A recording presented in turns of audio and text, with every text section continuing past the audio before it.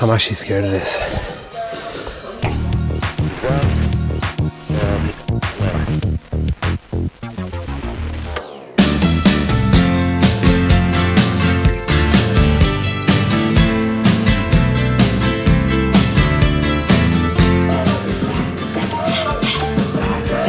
So no warm up then. Oh, life is bigger. It's bigger than you are not me. The links that I will go to, the distance in your eyes. Oh no, I've said too much. I set it up. That's me in the corner. Spotlight, losing my religion. Trying to keep up with you, and I don't know if I can do it. Oh no, I've said too much. I haven't said enough. I thought that I heard you laughing. I thought that I heard you sing. Oh my god. My legs. Oh my hamstrings. I'm actually scared of this next bit. My whole posterior is just like, oh, there's nowhere to hide. I mean, like, unless you go hard like that on the Echo bike, you never feel posterior. I think it's just quads. So I think going hard like that makes you push down hard, which actually gets your butt going. It's good. I rarely do sprints like that on the Echo bike. there's nowhere to, like, you can't hide your legs. Right. You can't get comfortable between intervals, like.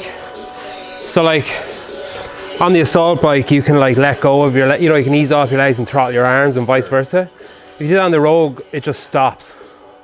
And nothing happens. Or at least it sounds like nothing's happening. And then you put your feet up. On the assault bike, if you put your feet up, it's close enough that it's comfortable to put your feet there. But you actually have to put effort in to keep your feet there on the Echo, and it just spins the knurling thing. Right. So I was like, oh, I'll put my feet on the middle bit, but it's not wide enough. I'll stand up, worse. I fought the urge so hard to just get off the bike in between the last few. Think I thought I saw you try. Every whisper, every waking hour, I'm choosing my confessions, trying to keep eye on you, like a hurt, lost and blind.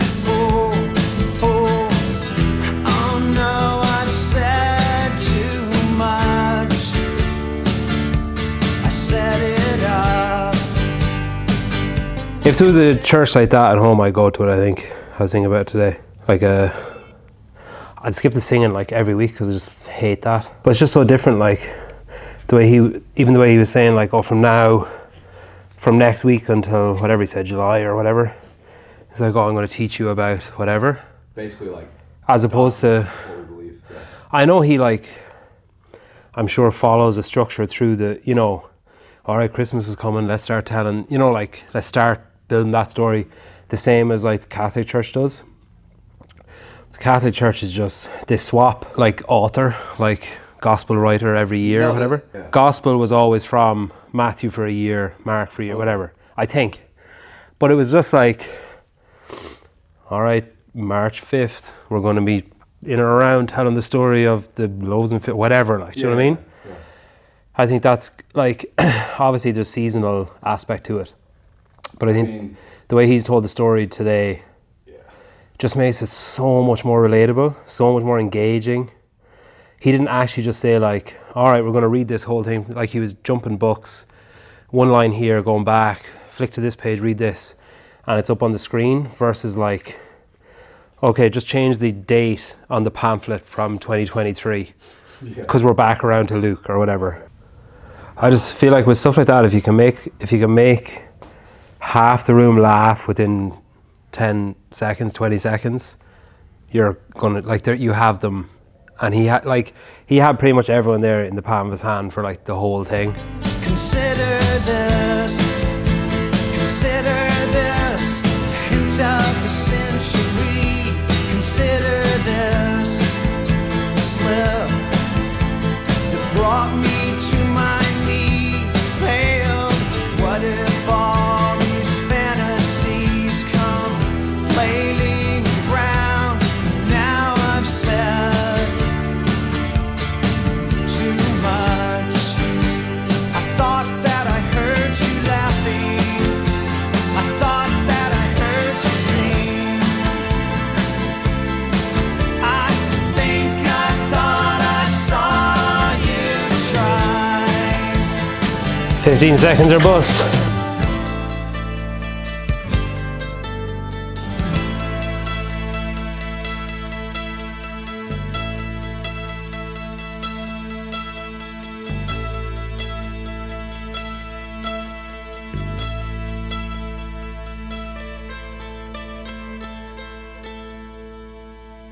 But I think in that format, it's way more comfortable sprinting versus just sitting down and pushing hard with your legs. No, I find the opposite.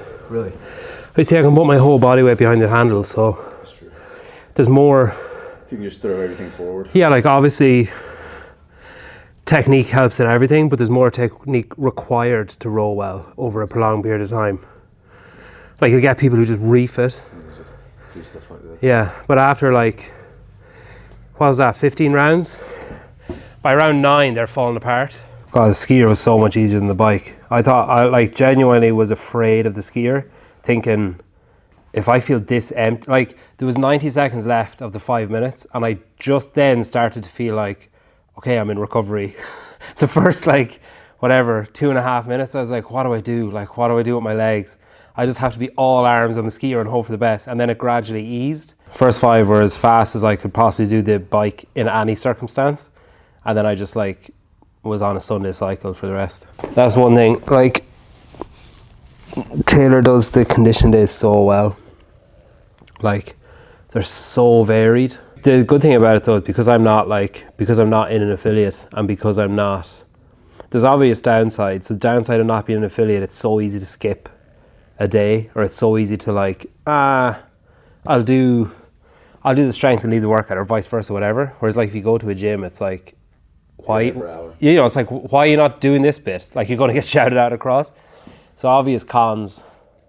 But then the pros is like Monday, I'd love to do a conditioning thing. You just skip to Thursday and do it, then jiggle around. Oh yeah. And then because there's very little redundancy in his week, as in you do Monday, there's no repetition Friday, right. So it doesn't. You can do Monday, Friday back to back, and it doesn't matter most of the time. But the conditioning, like I hate and love the conditioning days because it's like I hated that, but no, I needed it. And the same like next week if it's like 1,000-meter row with rest, you know what I mean? But then like I go to your gym and it's like, God, I'm missing out on doing so much stuff by just training at home. I just want to see how easy this comes up. How does this come apart? Oh, it's this way. Like bends up. Oh wow. Super cool. So just gonna go up and then there's a. That's so much easier than I thought. This right here is gonna end up going on that bar right there. So it like hooks. You just lay it all the way down and then it locks in place. And then it's good. So then you could take it like this and you could roll it around if you needed to. God, that would save so much space at home. Like now mine is just up like this all the time and it just makes me be like, I don't want to use it, I'll just ski. Yeah. God, that's so easy. That's so crazy how easy that was. I don't know, I just, in my head was the way. Like overbuilt, but also you're on it and you're like, this is comfy. You rip that one and you can kind of like, the fasteners get loose. Yeah. Over time, like I have to replace them because big dudes just freaking yank it. I mean, that thing, you're just not going to break it. That's the best thing about their stuff. It's like, it's overbuilt and you think it's stupid, but then you get on it and you're like, I can see why they did this. Like I was talking about getting one and someone was like, the concept one folds in half. And it's like, It does not. It takes apart. Yeah, like it comes apart. And coming apart and folding in half are not the same thing. I think this is the first, I was just thinking earlier on, I think this is the first Easter that I didn't just eat one of my kids' eggs. when they were just like gone, I was like, well, I can't let them eat it because it'll make them sick, so I'll just eat it. The stories we tell ourselves.